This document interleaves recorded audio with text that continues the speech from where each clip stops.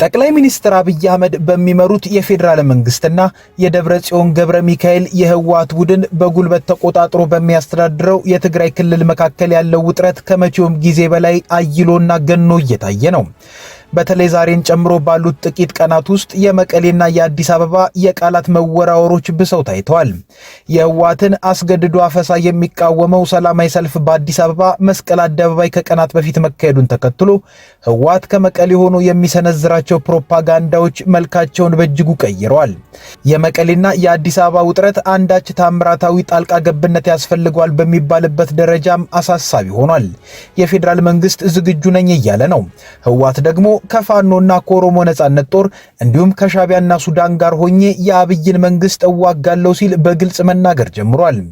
ወደ ጦርነት ሊያመራ ከጫፍ የደረሰው ውጥረት መገለጫዎቹና የታዩት ፍንጮች ምንድናቸው የሚለውን ዛሬ በልዩ ዘገባችን እናየዋለን። ጤና ይስጥልን፣ ኢትዮ ፍሮንቶች ነን። አብራችሁን ስትቆዩ ይህንንና ሌሎች ጉዳዮችን በስፋትና በጥልቀት በመረጃና ትንታኔ ትሰማላችሁ።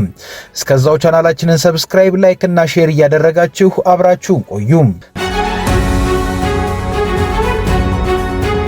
ሰሞኑን መንግስታዊው የኢትዮጵያ ቴሌቪዥን ኢቲቪ እና ፋና ሚዲያ ኮርፖሬሽን በተለያዩ ማህበራዊ ሚዲያ ገጾቻቸው ላይ የሚለቋቸውን መረጃዎችና የሚሰሯቸውን ዘገባዎች ላይ የፌዴራል መንግስት ትግራይን አሁን እያስተዳደረ ካለው ህወሓት ጋር ያሰበው ከባድ ነገር እንዳለ ማሳያ ነው።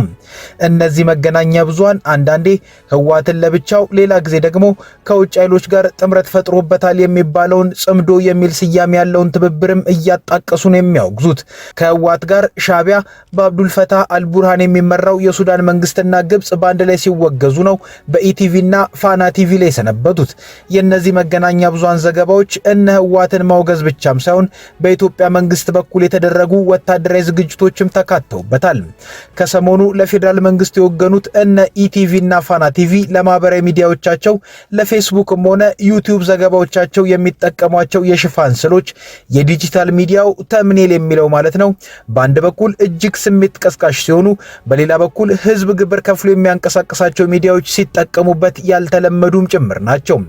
በምስሉ ላይ የምትመለከቷቸው እነ ኢቲቪ ለዩቲዩብ እና ፌስቡክ ዘገባዎቻቸው ሰሞኑን ሲጠቀሙባቸው የነበሩ እጅግ ጠንክረው የታዩ የምስል ሽፋኖች ወይንም ተምኔሎች ናቸው። በእነዚህ ዘገባዎች ላይ ህወሓትና ሻቢያ እንዲሁም የሱዳኑ አልቡርሃን ተላላኪ ግብጽ ደግሞ ከጀርባ ዘዋሪ ሆነው በተደጋጋሚ ተገልጸዋል። እነዚህ ዘገባዎችን እየሰሩ ያሉት የመንግስትና ለመንግስት ቅርበት ያላቸው መገናኛ ብዙሃን እንደመሆናቸው የዘገባዎቹ ይዘቶች የመንግስት ፍላጎት መሆናቸውን ያሳያሉ። ሐሳቦቹን ለመረዳት ስንሞክር ደግሞ የጠቅላይ ሚኒስትር አብይ አህመድ መንግስት አሁን ህወሓትን፣ ሻቢያን፣ በአልቡርሃን የሚመራው የሱዳን መንግስትና ግብጽን ጠላቶቼ ናቸው ብሎ ከመግለጽና ለሚመጣበት ነገር ኃላፊነት ከመውሰድ ወደ ኋላ እንደማይል ከመግለጽ ወደ ኋላ ማለት ማቆሙን ማስተዋል እንችላለን። እርግጥ ከወር በፊት በሱዳን ፖርት ሱዳን ከተማ የህወሓት የሻቢያና የሱዳን ተሳታፊዎች በተገኙበት አንድ ጉባኤ ከተካሄደ በኋላ የኢትዮጵያ መንግስት ጽምዶ እየተባለ በሚጠራው ትብብር ላይ ግልጽ ምላሽና ዛቻዎችን እያሳየና እያስደመጠ ነው። የዚህ የጽምዶ የታወቀው የሀገር ውስጥ ክንፉ ህወሓት ጋር ደግሞ ነገሮች ከረዋል። በሌላ በኩል የፌዴራል መንግስት ከህወሓት ጋር ያለው ነገር ጫፍ ላይ እየደረሰ መሆኑን የሚያሳየው እኚሁ ሚዲያዎች እነ ኢቲቪና ፋና ቲቪ የቅርብም ሆነ ቆየት ያሉ ጠቅላይ ሚኒስትር አብይ አህመድና የኢፌድሪ የጦር ኃይሎች ጠቅላይ የኢታማጆር ሹም ፊልድ ማርሻል ብርሃኑ ጁላ ስለ መንግስት ወታደራዊ ዝግጅት የተናገሯቸው ነገሮችን ከሰሞኑ በተለያየ መልኩ ባጫጭር ተንቀሳቃሽ ምስሎች ደጋግመው በማህበራዊ ሚዲያዎቻቸው ላይ መልቀቃቸው ነው። ለማሳያም ጠቅላይ ሚኒስትር አብይ አህመድ ስለ ኢፌድሪ መከላከያ ሰራዊት ከ2 ዓመት በፊት በመስቀል አደባባይ በነበረ ዝግጅት ላይ የተናገሩትን ፋና ቲቪ በፌስቡክ ገጹ ላይ የለቀቀው ትላንት ማክሰኞ ሐምሌ 14 ቀን 2018 ነው። እንስማው።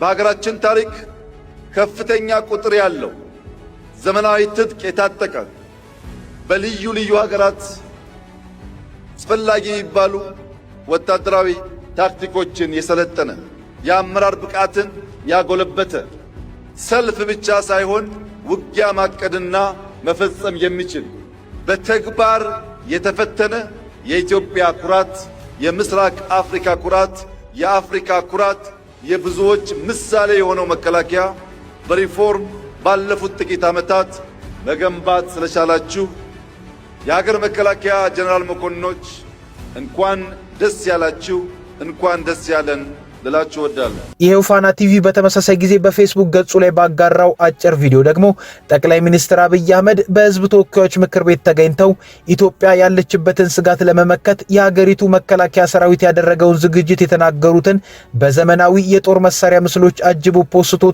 ይህንንም እንየው።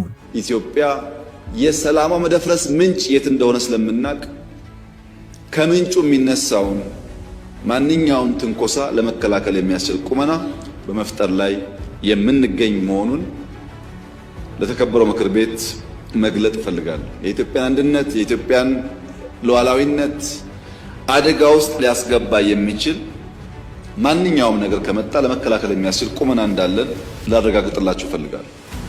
የኢፌድሪ የሀገር መከላከያ ሰራዊት ጠቅላይ ኢታማጆር ሹም የፊልድ ማርሻል ብርሃኑ ጁላ የአንድ ወቅት የመስቀል አደባባይ የመከላከያው ዝግጅትም ከሚዲያዎቹ የምስል ክምችት ወጥቶ ጥቅም ላይ መዋል ጀምሯል። በሀገራችን ላይ ዘርፈ ብዙ ፍላጎት ያላቸው ኃይሎች እንዳሉ ስለምናውቅ የሀገራችን አቅም በፈቀደልን ልክ እየተዘጋጀን ነው። የምድር፣ የአየር፣ የባህርና የሳይበር ኃይላችንን ለዘመኑ በሚመጥኑና በሀገራችን ላይ ሊቃጣ የሚችልን ጥቃት በሚያስቀር ጥቃት ከተሰነዘረን በአጭር ጊዜና በአነስተኛ ኪሳራ መመከት በሚያስችል ቁመና እየገነባን አስተማማኝ ደረጃ ላይ እንገኛለን። እንግዲህ ከላይ ያሳየናችሁ ንግግሮች በአንድ ቀን ብቻ ስለ ኢትዮጵያ የመከላከያ ሰራዊት ዝግጁነት በመንግስትና ለመንግስት ቅርበት ባላቸው ሚዲያዎች ማህበራዊ ገጾቻቸው ላይ ከተጋሩት ውስጥ ጥቂቶቹ ናቸው። ታዲያ በአገር ሰላም ወይንም ሀገር ሰላም የምትሆን ከሆነ ይህን ሁሉ ነገር በየዕለቱ ምን አመጣው የሚል ጥያቄን ማስነሳቱ አልቀረም። የነ ደብረጽዮን ገብረ ሚካኤል ህወሓት ነገር ደግሞ ይለያል። እንደውም ህወሓት ለይቶለታል ማለትም ሳይሻል አይቀርም። በትግራይ ቲቪ እየወጡ የሚናገሩት የክልሉ ባለስልጣናት በግልጽ የጦርነት ዝግጅት እያደረግን ነው ብለው መናገርን ጀምረዋል። ይህም ብቻ ሳይሆን ከፋኖና ከኦሮሞ ነጻነት ጦር ጋር ተባብረን የብልጽግናን መንግስት በጥቂት ወራት ውስጥ እንገለብጠዋለን እያሉ በድፍረት መናገር ጀምረዋል። በምስሉ ላይ የሚታዩት ከፍተኛ የህወሓት አመራር ፈትለወርቅ ገብረ እግዚአብሔር ወይንም ሞንጆሪኖ ናቸው። በአንድ የህዝባዊ ውይይት መድረክ ላይ ይህንኑ መሳይ ንግግርን አድርገዋል። በትግርኛ ያወራሉ፣ ትርጉሙ ደግሞ በጽሁፍ አለ። አዲስ አበባ ክሳዕ ዝብጻሕ በይንና ንሽከሙ ኢና ማለት አይኮን። አዲስ አበባ እስክንገባ ብቻችንን እንሸከመዋለን ማለት አይደለም። ብዙ አጋሮች አሉን። አዲስ አበባ በር ላይ ፋኖ አለ፣ የኦሮሞ ነጻነት ግንባርም አለ፣ ብዙ ወዳጆችም አሉን። አዊተለው አፍደገ አዲስ አበባ ማሐዙት እንሄውና ማለት እኚህ ደግሞ አብርሃም ተከስተ ይባላሉ። በኢኮኖሚክስ 3ኛ ዲግሪ አላቸው። የዛሬን አድርገውና የኢትዮጵያን ኢኮኖሚ እንደ እጅ መዳፋቸው ከሚያውቁት ውስጥ ይመደባሉ። ምክንያቱም የገንዘብ ሚኒስትር ዲኤታም የገንዘብ ሚኒስትርም ነበሩ። በሰሜኑ ጦርነት ወቅት የፌዴራል መንግስት ይዞ አስሯቸው ነበር። አሁንም የህወሓት ስራ አስፈጻሚ ውስጥ ናቸው። በሽረ እንደ ስላሴ ከነዋሪዎች ጋር ውይይትን ካደረጉ በኋላ ከትግራይ ቲቪ ጋር ባደረጉት ቆይታ እንደ ሞንጆሪኖ ሁሉ ከአማራና ኦሮሞ ታጣቂዎች ጋር ህወሓት አብሮ ሊዋጋ እንደሚችል ጠቁሟል። እሳቸው ከዚህም አልፈው የኢትዮጵያን መንግስት ከሚቃወሙ የቀጠናው ሀገራትም ጋር እንሰራለን አይነት ነገርም ተናግረዋል። ሌሎች አጎራባች ህዝቦችም አሁን የህልውና አደጋ አጋጥሞናል ብለው እየታገሉ ናቸው ያሉት። የአማራ ህዝብ በትክክልም የህልውና አደጋ ላይ ወድቋል። የብልጽግና ስርዓት ለአማራ ህዝብ ትልቅ የህልውና ስጋት ሆኖ ከፍተኛ ግፍ እየፈጸመ ነው ያለው። እንደምናየው የኦሮሞ ህዝብም በተመሳሳይ 8 ዓመቱ ነው የኦሮሞ ህዝብ የስርዓት አደገኛ ስርዓት ነው ብሎ መታገል ከጀመረ። ከዚህ ከፍ ብሎም አጎራባች አገራትም ይሄ ኃይል ብሔራዊ ስጋት ነው ብለው ደምድመዋል። የኤርትራ መንግስት እንደዛ ነው የሚለው የብልጽግና ስርዓት ደምድመዋል። ሱዳን ተመሳሳይ። በተጨባጭም የኢትዮጵያ መንግስት አማጺ የሱዳን ኃይል በመደገፍ ከኢትዮጵያ እየተነሳ እየወጋው ነው ያለው። እኛን ትግል የሚደግፍ የሚያጠናክር ኃይል ነው በዙሪያችንም በቀጠናውም እየተፈጠረ ያለው። ይሄም ሰላማችን፣ ህልውናችን፣ ሉዓላዊነታችን ለማረጋገጥ ከፍተኛ አቅም ነው በሚል ከህዝቡ ጋር ተወያይተን ተመሳሳይ ድምዳሜ ላይ ደርሰናል። እንግዲህ የፌዴራል መንግስትና የህወሓቱ ጥረት ከሮ እዚህ ደርሷል። ከሁለቱም ወገን ያለው ጥግ የደረሰ መወጋገዝ ድጋሚ አውዳሚ ጦርነት ያመጣል የሚል ስጋትን አለ።